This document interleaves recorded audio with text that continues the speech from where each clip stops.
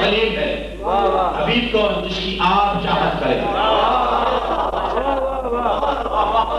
یعنی میں نے گھر بنایا اور میں نے قبلہ سے کہا کہ قبلہ میں نے گھر بنایا ہے تو آپ مہربانی فرمائیے کہ میرے گھر کا درجہ فرمائیے تاکہ اس میں برکت پڑے.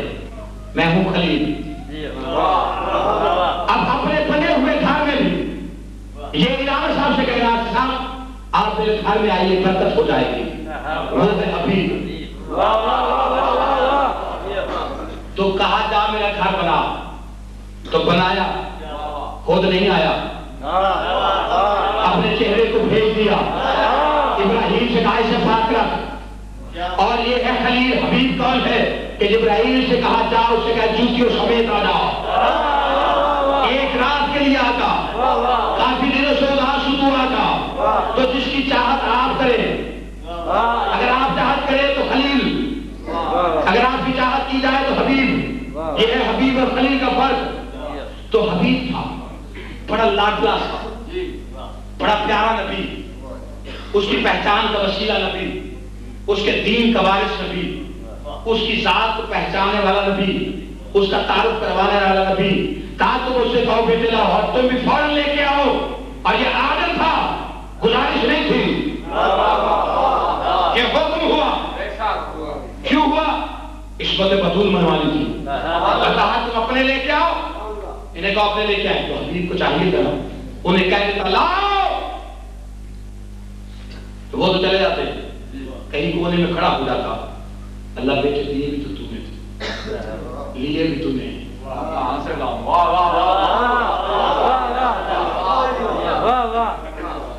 نہ ایسے نہیں تھکنا, اتنا بڑا دل ہے, اتنی آسانی دیے بھی تمہیں, واپس بھی تمہیں لے لیے. اب کہاں سے لاؤں؟ تم جانتا تو ہے بیٹے نہیں ہے. اب کیا کروں؟ انہیں کہہ بیٹھا. وہ پہلے قرآن سامنے رکھ کے بنوا رہا تھا تو نہیں مان رہے تھے. کہہ بیٹھا ہوں بیٹے لاؤ, اگر نہ لے کے گیا تو میرے پلے رہے گا کیا؟ رسول اللہ نے کچھ بھی نہیں کہا. لاؤ بیٹے فوراً, اپنے بھی لے کے آؤ. تو اب یہاں حکمت دی جا رہی ہے پوری امت مسلمہ کو. رسول اللہ نے ان سے کہا اور خود نہیں اسے گلا کیا کہ ایک لمحے کے لیے بھی قرآن میں کہیں لکھا ہو کہ بیٹوں کی اداسی آئی اور سوچا اور کہا کہ تو نے دے دیے لے لیا اب کیا کروں؟ کچھ نہیں کہا. ادھر کہا بیٹے لاؤ, وہ بیٹے لینے چلے گئے تو مڑے ادھر دروازے بطول میں آ کے کہا علی بیٹے دو, علی مجھے بیٹے دو. اب سورہ ایک مبارکہ کے بعد, آیت مبارکہ کے بعد حدیث کسا کا نزول ہے کہ جب رسول اس وحی کے بعد گھر آئی تو جسم میں کب کبھی تھی, تو اس کے بعد جا کے علی سے بیٹے مانگے تھے. پھر پنجتن کی میٹنگ ہوئی تھی. پھر اللہ نے کہا تھا تم طاہر ہو. پہلے اللہ نے طاہر کہا تھا, پھر کہا تھا جاؤ اب جھوٹوں پہ لعنت کرو جا کے. اس لیے کہ مہر لگ گئی ہے. کوئی یہ نہ کہے ہم بھی گھر میں تھے, چونکہ ہم زیادہ ہو گئے تھے. اس نے بس 5 مانگے تھے تو ہم چھٹے تھے تو ہم گھر میں رہ گئے تھے. ہم بھی تو سچے تھے, تعداد کی تھی. اللہ نے کہا جو چادر کے نیچے اٹھاؤ,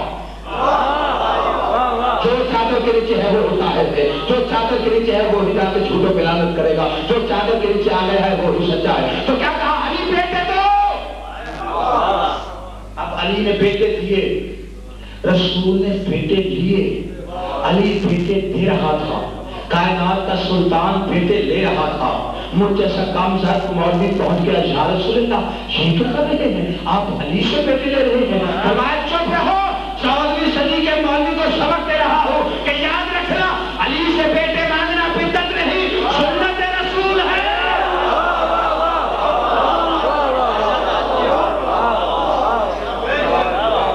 تو یہ حدیث کسا ہے. تو پنجتن جب چادر کے نیچے آ گئے تھے تو بیوی ام سلمہ نے نہیں پوچھا تھا کہ یا رسول اللہ کیا میں بھی آ سکتی؟ کہہ دیتے نا نہیں آ سکتی, کہہ دیتے کہ تم نہیں آ سکتی. نہیں, ایک جملہ کہا حکمت دینے والا, بے شک تو خیر پر ہے لیکن چادر کے نیچے نہیں آ سکتی. آپ جسے اہل بیت میں آنے کا شوق ہے, ہم بھی اہل بیت میں, ہم بھی اہل بیت میں. اہل بیت وہ جو چادر کے نیچے تھے, کہا میں بھی آ جاؤں. ام سلمہ ہماری ماں ام المومنین, یہ وہ بیوی جس کے پاس کربلا والی شیشی تھی کہ رسول اللہ نے دی تھی کہ جب یہ شرف ہو جائے سمجھ لینا میرا بچہ लेकिन मैं मसाइब की शहादों पे नहीं हूँ, अभी सिर्फ फजाइल को जुड़ने है। कहा या